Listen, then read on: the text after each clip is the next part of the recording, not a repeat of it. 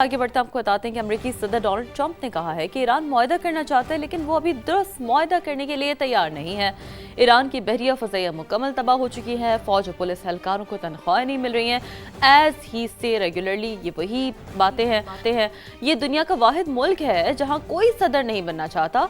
आबना Hormuz से मुतालिक पूरे खित्ते पर हमारा मुकम्मल कंट्रोल है और इसमें अंदरून मुल्क ज़मीनी इलाके भी शामिल हैं। तनाज़ा ख़त्म होने के बाद तेल की कीमतें कम हो जाएंगी। अमेरिकी सदर डोनाल्ड ट्रंप ने ऐसा कहा है कि ईरान मुआहदा करना चाहता है, लेकिन जिन उस पर मतलब I mean that's the same right. I think हम कोई पिछले कई महीनों से ये बातें कर रहे हैं, लेकिन इस पर लस्सी के क्या रद्द-ए-अमल आया ईरान का? बिल्कुल, और जाहिर है जैसे ही जो अमरीकी सदर बात करते हैं तो उसका एक रद्द-ए-अमल भी आता है ईरानियों की जानिब से। तो ईरानी वज़ीर ख़ारजा अब्बास अराग़ची ने यह कहा है कि माजी की पाबंदियों की तरह अमरीका की हालिया तबाहकुन मुआशी कार्रवाई भी नाकाम होगी। सोशल मीडिया पैगाम में ईरानी वज़ीर ख़ारजा ने कहा कि अमरीका ने 14 साल पहले तारीख की सबसे तबाहकुन पाबंदियाँ लगाईं, लेकिन उसे कुछ नहीं मिला।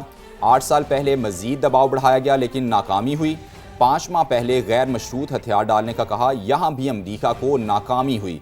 माजी की तरह अमरीका की अब तक की सबसे तबाहकुन मुआशी कार्रवाई भी नाकामी से दो चार होगी।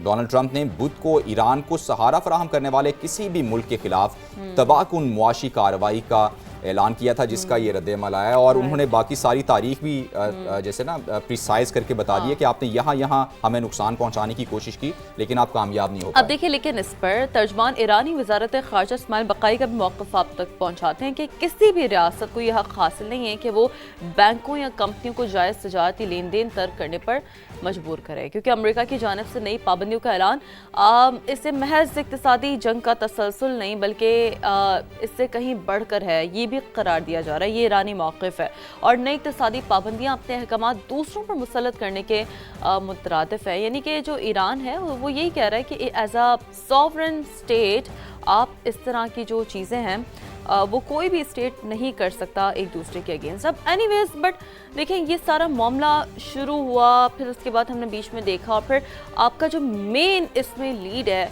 कि किस वजह से चीज़ें हो रही हैं और क्यों मामला सेटल नहीं हो रहा है। वी ऑल नो कि आबना हुर्मस